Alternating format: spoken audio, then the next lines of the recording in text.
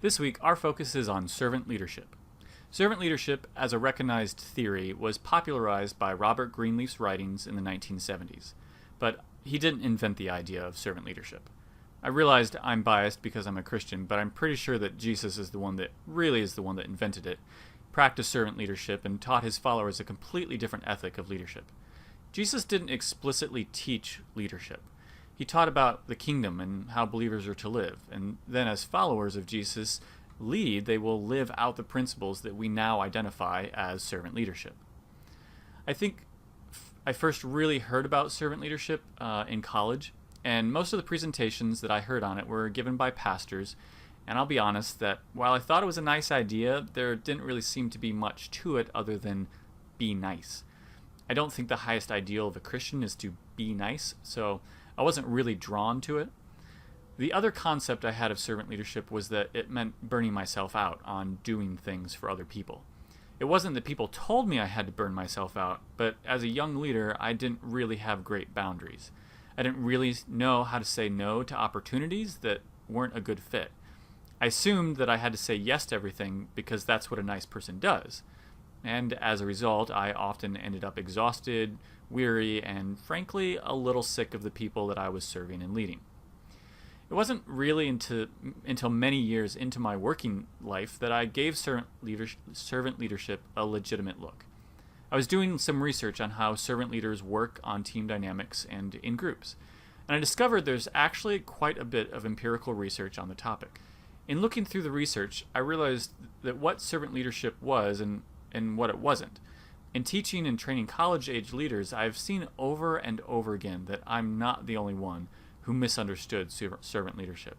So many people I've met assume that servant leadership is about doing everything for everyone and saying yes to every opportunity. It isn't. Servant leadership isn't doing for others what they could do for themselves. It's not being really nice and helpful. It's not lacking personal boundaries. And it isn't sacrificing your own mental and physical health to take care of someone else when they could take care of themselves. And it certainly isn't letting someone emotionally or physically abuse you. What I've seen is that many people, Christians especially, are willing to be incredibly emotionally and physically unhealthy, and to do so in the name of being a servant leader. But I would argue that this isn't servant leadership. Servant leadership leaves everyone, not just the followers, in a better place. Servant leadership treats everyone, not just the followers, with dignity and respect. It identifies and recognizes and treats as valuable the image of God that's in each person. Servant leadership, especially between Christians, respects the Christ in me as I serve the Christ in you. So today, I want to talk about common pitfalls of servant leadership. Or the most common pitfall, I think, which is burnout. Burnout is what happens when a leader fails to take care of his or herself. In the 360-degree model of leadership we mentioned back in the very first week, this is all about leading in. Keeping an eye on my own well-being as I look after the well-being of others. And I cannot stress enough, this is not selfish. When you fail to lead yourself well, you set yourself and your followers and your team up for failure as well. I've seen too many leaders think that they need to drive themselves into the ground in the name of ministry, all the while sacrificing family, friends, emotional health, and physical health. So, while I'm sure that we all have an idea of what burnout is or looks like, let me get a little bit more specific. First of all, a definition of burnout, and this comes from some research that I've looked into. Burnout is often described as a syndrome that A, occurs at an individual level, B, is an internal physiological experience involving feelings, attitudes, motives, expectations. C is a negative individual experience that involves distress, discomfort, dysfunction, and negative consequences. And D is associated with emotional and physical exhaustion, depersonalization, and reduced personal accomplishment. It can be described as stress that's gotten out of control. And that's information that is provided by Dr. Donald L. Hammond. So how do you know if you're on a bad path, towards burnout? Well, here are some of the symptoms of low-level burnout. And low-level burnout is something that can be easy to ignore because, after all, I'm not that bad. But low-level burnout is like putting on a blindfold and walking toward a cliff. Yeah, you haven't fallen over the edge yet, but you're really starting to flirt with danger. And low-level burnout includes sleeplessness, seeking relief through activities like increased eating, smoking, drinking, and really I would put any unhealthy behavior in that category. Pornography is a common one for both male and female college students. Dissatisfaction with your job or with your school or with activities that normally provide some level of satisfaction or enjoyment. Unwillingness to help others, finding yourself irritated when people ask for help, and withdrawal.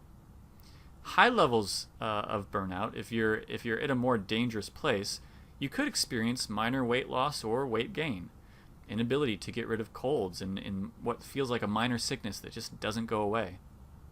Some other health problems like a rise in your cholesterol, severe and chronic fatigue, migraines are a common one, high blood pressure, chronic back pain, ulcers. I know sounds like I'm starting to describe an old person, but these can happen to people in their teens and 20s even, because stress does weird things to our bodies. Continue on with high-level burnout symptoms like worry, boredom, cynicism, detachment, paranoia, and a sense of hopelessness. My first year in a new job that I once had was really stressful, and I wasn't able to deal well with the negative emotions that it brought up. I thought I had to do everything for everyone, and I thought that excellence in work meant making everyone happy. I was very wrong. In a span of a few months, I withdrew from healthy community, I started having panic attacks, I spent several nights in sleeplessness, and I gained 20 pounds. By the time the season of intense busyness ended, I was an absolute wreck. I could hardly function. I was miserable. When I started having suicidal thoughts, I realized I need help. Thankfully, I had people I could reach out to and say, I need help. Counseling, exercise, healthy eating, a long vacation, and most importantly, learning to say no, began to move me back towards personal and spiritual health. In that time, I realized that the affirmation that I get from people for always coming through or doing it perfectly, keeping everyone happy, was just as strong as any drug. And I had experienced a great deal of withdrawal from that drug. It wasn't easy, and it still isn't easy, and I feel like, sometimes I'm just letting people down. So, how do you go about avoiding burnout? Well, you have to keep in mind what servant leadership is and what it isn't. You have to invite people into your life who will speak truth to you about what you're doing.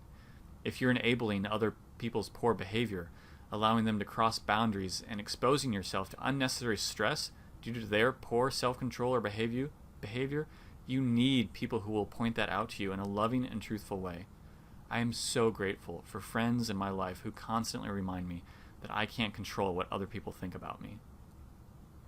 I think we need to take time for our own health and protect it at all costs. Seek out rhythms of rest to incorporate into your life. There's a reason that God gave us the practice of Sabbath as a commandment. We get that we aren't supposed to steal or lie or set up idols, and yet when it comes to practicing the Sabbath, it's as if we've forgotten it's a commandment on the same level as don't murder. This is an ongoing area of study for me. If you're interested in learning and, more importantly, practicing this discipline, I highly recommend the book The Rest of God by Mark Buchanan. I think it's important to take time to really examine your own motives related to helping people. Is it for them, or is it for your own ego? You feel good about helping others. You get praise for helping others.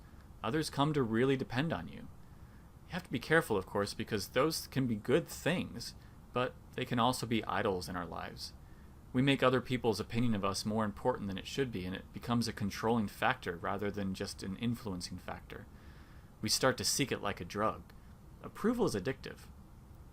I think it's important that we ask God to show us where our motives are in helping others. Is it less about being a light in a dark world, or is it more about getting a desiring to have other people like us? And if you can't stop, if you can't say no, if you can't rest, then you're likely addicted to people-pleasing and approval. Living under the need for constant approval, the constant need to do it right, the constant need to meet every need of everyone just creates significant stress.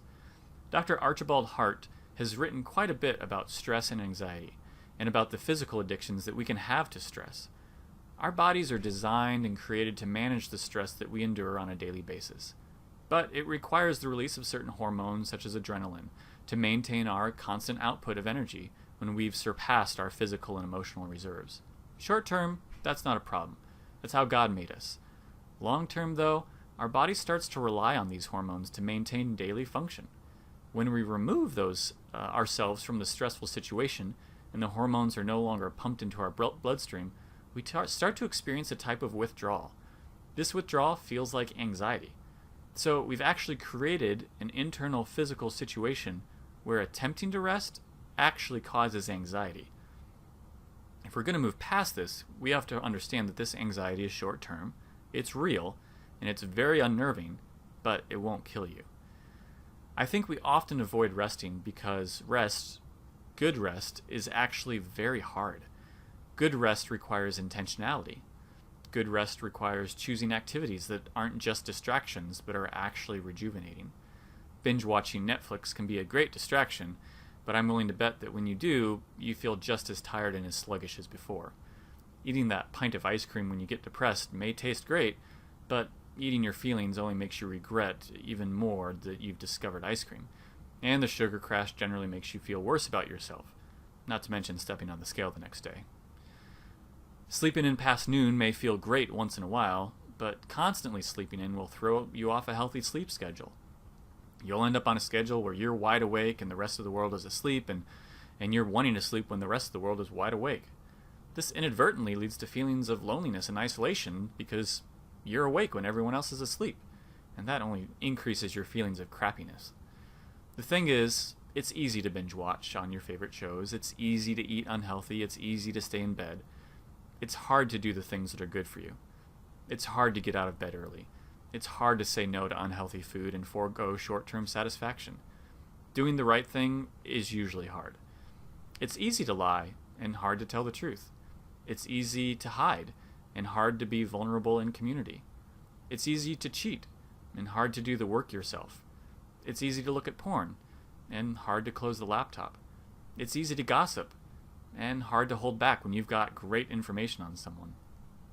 It's easy to stay in isolation with your unhealthy thoughts, and it's really hard to reach out and ask for help. But this week, I want to encourage you. Do the hard thing. Consider your physical needs. Exercise. Sleep 8 hours. Eat healthy. Drink water rather than pop. Consider your spiritual needs. Spend time in silence and prayer, away from distractions. Read scripture. Talk with a mentor. Seek out an accountability partner. Confess your sins. Consider your emotional needs. Journal through feelings of anger or despair. Let yourself acknowledge hard things and be okay with mourning and the broken things in your life. Let yourself cry. Surround yourself with positive people. Celebrate what is good and beautiful and true. And reject the lies that you tell yourself.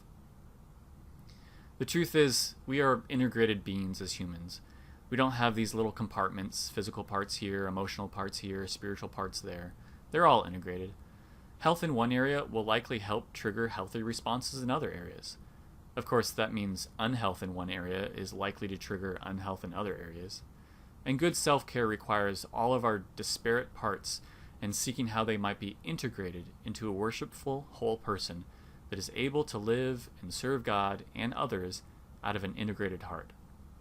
I get that this is a lifelong process of sanctification, and we will never do this perfectly. We will need to grant ourselves the same grace that God grants to us in our failures.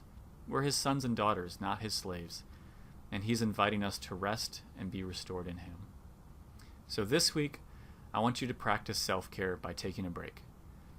After the reading, take this week's quiz, and I want you to answer the discussion board prompt because I think Southwest Airlines is a fantastic example of how servant leadership applies to a corporate setting, though there's been some question of whether or not the new CEO has really continued the culture. Anyway, so read the book, do the quiz, post your answers, but do not read anyone else's or respond to anyone else's. Additionally, there's no case study, and the journal entry is optional. I think the best way to learn about self-care is actually to practice it. So, I hope that you use the extra time to invest in your soul. As you can tell, hopefully, this is a topic that's of great interest and importance to me, because I lived for too long ignoring the health of my soul. If you have any specific questions or you want to talk about any of these things, please let me know. And I'll see you back next week, better rested and ready to engage in the topic. Rest well, friends.